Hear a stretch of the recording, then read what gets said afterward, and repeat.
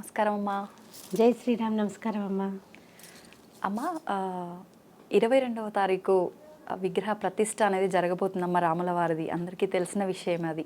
అయితే అమ్మ చాలా మందిలో ఉండే సందేహం ఏంటంటే రాముడు పుట్టి పెరిగిన ప్రదేశం కాబట్టి అయోధ్యలో విగ్రహ ప్రతిష్ఠ ఆలయం అనేది నిర్మిస్తున్నారా, లేదంటే దాని వెనకాల ఇంకేమైనా ఆంతర్యం ఉందా అనే ఒక సందేహం అయితే ప్రతి ఒక్కరిలో ఉందమ్మా.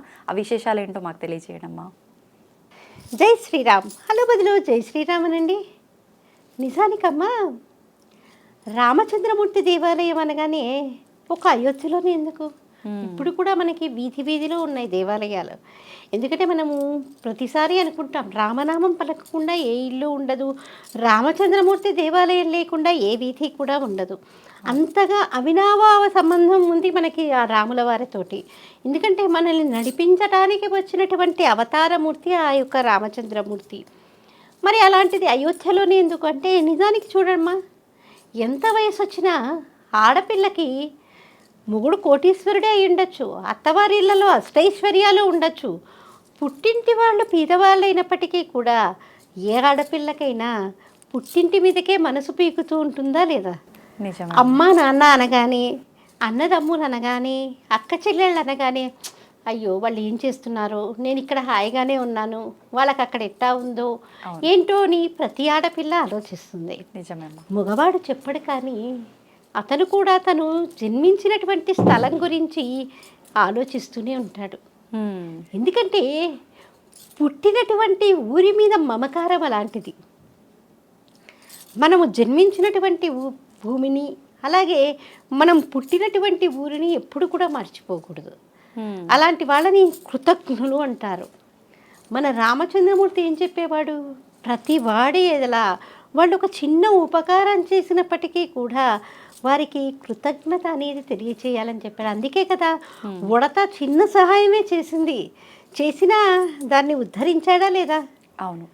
శబరి చాలా ప్రేమతో ఎంగిలి పళ్ళనిచ్చింది, అయినప్పటికీ కూడా ఆవిడ చూపించినటువంటి ప్రేమకి ప్రత్యామ్నాయంగా ఆయన ఏం చేశాడు, ఆవిడని తరింపచేశాడు. కాబట్టి అందులో ఆయన అందవేసిన చెయ్యి. ఇప్పుడంటే ఈ కలియుగంలో చేసిన మేలు ఇప్పుడు చేస్తే వాడు అవసరం కదా చేశాడా, వాడికి పని పట్టలేక నాకు మేలు చేశాడులే కాబట్టి వాడి నాకు చేసింది ఏం లేదు అని మనం మర్చిపోతున్నామే. కానీ రామచంద్రమూర్తి చెప్పినటువంటి నియమం ఏంటి, ఎవరు మేలు చేసినప్పటికీ కూడా మనం మర్చిపోకూడదు. మన ఇంట్లో మన పనివాడే అయి ఉండొచ్చు, మనం డబ్బులు ఇచ్చేవాడిని పెట్టుకున్నాం, కానీ వాడు రాకపోతే మన పరిస్థితి ఏంటి? అందుకని వాడికి మనం ఎల్లప్పుడూ కూడా కృతజ్ఞతగానే ఉండాలి. అయ్యో వాడు నాకు ఇంత సేవ చేస్తున్నాడు, నేను డబ్బులు ఇచ్చినప్పటికీ కూడా ఇంతగా చేసేవాడు దొరకటం మళ్ళీ కష్టమేమో అని మనం వాళ్ళకి ఎప్పుడూ కూడా ప్రేమగా ఆదరంగా చూస్తేనే వాళ్ళు మన దగ్గర పనిచేస్తారు. అలాంటిది ఆయన జన్మించినటువంటి భూమి, నడయాడినటువంటి నేల, అసలు అయోధ్య అనగానే మనకి ఒడలు పురకరిస్తుంది. అందులో ఆ సరయూ నది ప్రదేశం, సీతారాములు ఇద్దరూ కూడా ఎంతో ఆనందంగా వివాహమైనటువంటి తొలి రోజుల్లో ఆనందంగా గడిపినటువంటి క్షణాలు.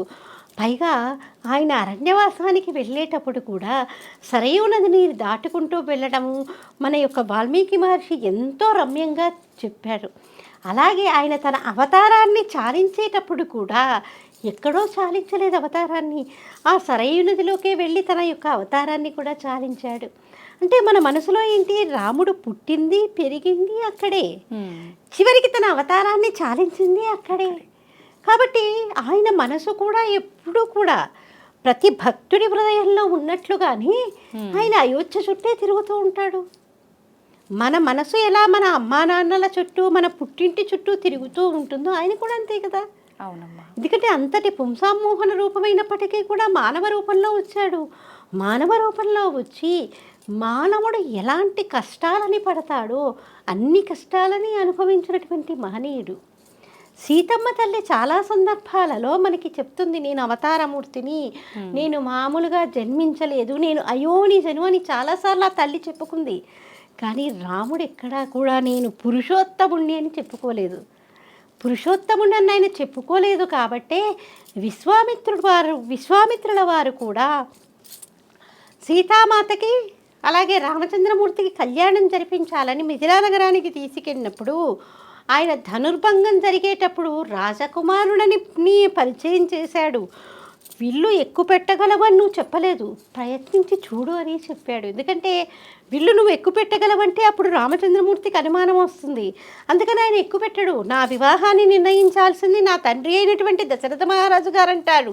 కాబట్టి నువ్వు రాజకుమారుడివి, విల్లు ఎక్కువ పెట్టడం నీ ధర్మం అని చెప్పాడే కానీ నువ్వు ఎక్కువ పెట్టగలవు. ఆయనకు తెలియదా విశ్వామిత్రుల వారికి సాక్షాత్ ఆయన పురుషోత్తముడని? కాబట్టి ఎక్కడా కూడా నేను అవతారమూర్తిని ఆయన చెప్పుకోలేదు. అన్ని వేల సంవత్సరాలు ఆయన రామరాజ్యాన్ని పరిపాలించాడు. ఇప్పటికే చూడండి, ఇప్పుడంటే మనకి రామరాజ్యం అంటే అసలు ఎక్కడా కూడా కనిపించదు అనుకోండి. అందరూ పాలిస్తున్నటువంటి వాళ్ళు వాళ్ళ స్వలాభం కోసం పరిపాలిస్తున్నటువంటి వాళ్ళే. అంటే నేను ఏ రాజకీయ పార్టీని దృష్టిలో పెట్టుకొని అనడం లేదు, కానీ ప్రతి ఒక్కరూ కూడా ఈ కలియుగంలో రాష్ట్రాలని పరిపాలిస్తోంది వాళ్ళ స్వలాభం కోసం, వాళ్ళ యొక్క కావలసినటువంటి వాళ్ళ కోసమే. కానీ రామరాజ్యం అంటే ఎలా ఉండాలి అన్నది ఆయన తెలియచేశాడు. అంటే రామరాజ్యం ఎలా ఉండాలి, ఎక్కడా కూడా మనకి క్షామం అనేది ఉండదు, అతివృష్టి అనావృష్టులు ఉండవు, నెలకి 3 వానలు చక్కగా కురిసేవి. ఓకే. పెద్దవాళ్ళు ఇంట్లో ఉండగా పిల్లలు వెళ్ళిపోవడం అన్నది లేదు.